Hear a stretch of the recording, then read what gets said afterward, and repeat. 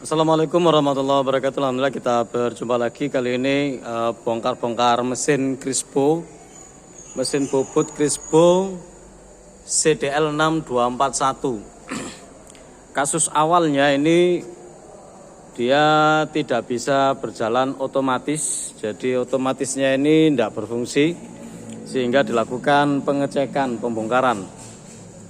Di bagian depan sini merupakan panel untuk merubah kecepatan, ulir, dan lain-lain ya. Kalau ini untuk spindle utama, gearboxnya ini. Kemudian ini transmisinya, perubahannya. Jadi sekalian ini dibongkar, kita bahas sekalian ya. Ini pertama dari motor listrik, kemudian dari motor listrik ini dia menggerakkan ke sini ini. Nah ini ditransmisikan ke spindle utama ini atau ke cak sini, dimana perubahannya itu diatur dari depan sini. Low, netral, high, kemudian pilihan di sini. Jadi ini ada stangnya ini stangnya ini lurus ini. Kemudian yang ini stang yang ini lurus yang ini. Oke. Nah, ketika kita pelajari transmisi yang mengatur ke ulir dan bobot otomatis itu berada di sini. Jadi ini dari motor listrik, kemudian ini ke cak atau spindle utama ini. Kemudian dari sini dia juga menggerakkan untuk pengaturan otomatis, juga pengaturan ulir. Sambungannya berada di sini. Ini. Jadi ketika ini berputar, mutar ini, kemudian mutar yang ini. Nah, ketika kita bongkar, ternyata mekanisme yang ada di sini ini normal, nggak ada masalah. Begitupun juga sambungan yang di sini. Kesalahan utamanya, pusat kerusakannya itu ternyata sepele. Dia berada di sini. Berada di sini ya. Awalnya mestinya seperti ini. Nah, kita tidak mengira bahwasannya ini merupakan dua bagian. Kita pikir pertamanya ini satu bagian. Jadi roda gigi dengan ini merupakan satu bagian. Ternyata dia tidak satu bagian. Jadi sumber masalahnya berada di sini. Spenya pasaknya ada yang putus. Sudah kita buatkan. Jadi pasaknya seperti ini. Ini. Jadi posisi yang ini di sini. Ini jangan terbalik, pemasangannya gini. Yang ada tonjolannya ini di sini. Kemudian dipaskan.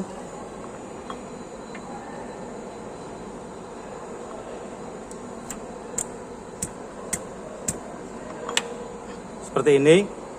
Nah, pasak yang di sini ternyata yang putus. Jadi pemasangannya seperti ini. Nah, kita kira awalnya ini satu bagian, ternyata tidak. Bentar ya.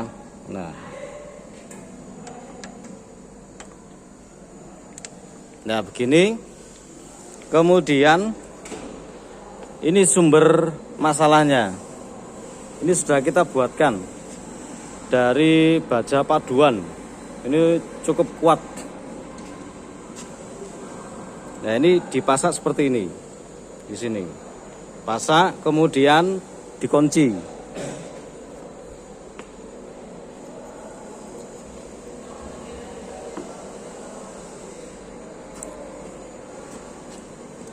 Jadi begini. Jadi ternyata sumber masalahnya berada di sini. Sumber masalahnya. Pasaknya ini putus. Kalau tidak dibongkar seperti ini tidak ketahuan. Kita lihat di sebelah sini kan tidak ketahuan. Sekilas kayak jadi satu. Ternyata ini terpisah. Dia dihubungkan dengan pasak tadi itu. Nah, pasaknya kita ganti, kemudian kita kasih tanda di sini. Ini dia lebih besar sedikit agar mengingat ya, agar mengingat bahwasanya ini ada pasak. Karena kalau posisi kotor kayak gitu tidak ketahuan. Jadi tahunya itu ketika ini sudah dibongkar kemudian diaktifkan untuk pemakanan otomatis dan ulir, ini bergerak.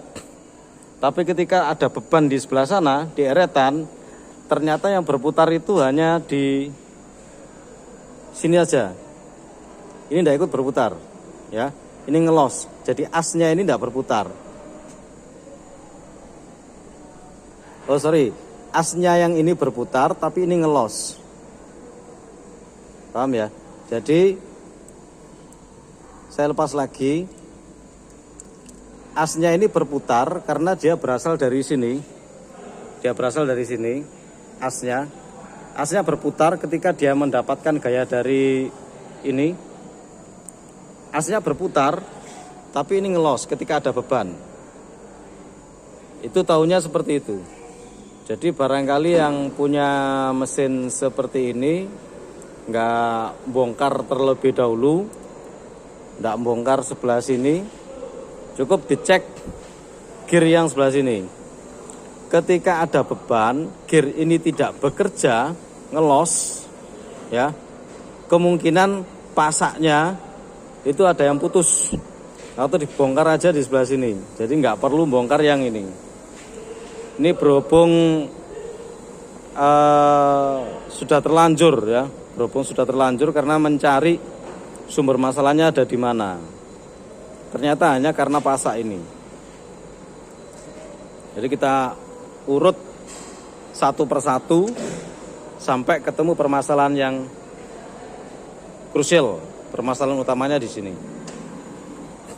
Jadi yang punya mesin seperti ini, itu prinsip kerjanya. Dari gear utama ini dari motor listrik, kemudian dia dipindahkan ke sini, ke benda kerja. Ini kan cak, di sini cak. Kemudian di samping itu dia memutar cak yang ini, dia juga mentransmisikan dayanya ke sini yang diatur dari handle ini. Ini digunakan untuk muter gear yang sini. Nah, transmisinya ini komponen yang ini menggerakkan di sebelah sini. Sehingga ini bisa diatur feeding sama ulir yang diinginkan. Kalau kita lihat di sebelah sini, nah ini, jadi sumbernya ini. Nah berhubung kurang pengalaman juga ya kita ya, jadi diurut dari awal sehingga persepsinya salah. Ini kayaknya kan tidak kelihatan kalau sekilas gini, tidak kelihatan kalau ini pedotan. Kalau dua bagian ini, ternyata ini dua bagian, ternyata ya. Jadi itu sumber masalahnya. Barangkali ada teman yang mengalami hal yang serupa sehingga tidak langsung bongkar seperti ini, karena ini nanti oli ini harus bersihkan dengan bensin, di scrub gitu ya, baru kemudian di sealer baru bisa dipasang 2 hari atau berapa hari baru bisa diisi oli sehingga ini bisa digunakan kembali.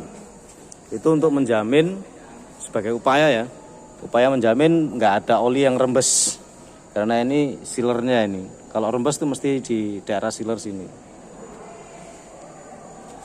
Jadi seperti ini masuk ke gigi payung. Gigi payung seperti ini. Nah, gigi payung di sini. Ya, gigi payung Itu kalau di sini, wah ini masuk ke gigi payung. Sedangkan ini 1, 2, 3 itu dia berada di atas sini. Oke. Jadi kira-kira seperti itu. Kemudian dicek barangkali ada gear yang bocel-bocel. Kalau misalnya ada yang bocel-bocel yang sekiranya sudah nggak memungkinkan untuk dipakai, ya harus dibongkar, diganti. Semoga ini bermanfaat ya, khususnya bagi teman-teman yang suka bongkar-bongkar mesin sendiri, sehingga mesinnya bisa terawat. Pokoknya yang penting dicek betul-betul perawatannya, karena semakin tidak dirawat ya semakin cepat rusak, gitu aja. Semoga kita senantiasa dalam kesehatan keberkahan. Terima kasih. Assalamualaikum warahmatullahi wabarakatuh.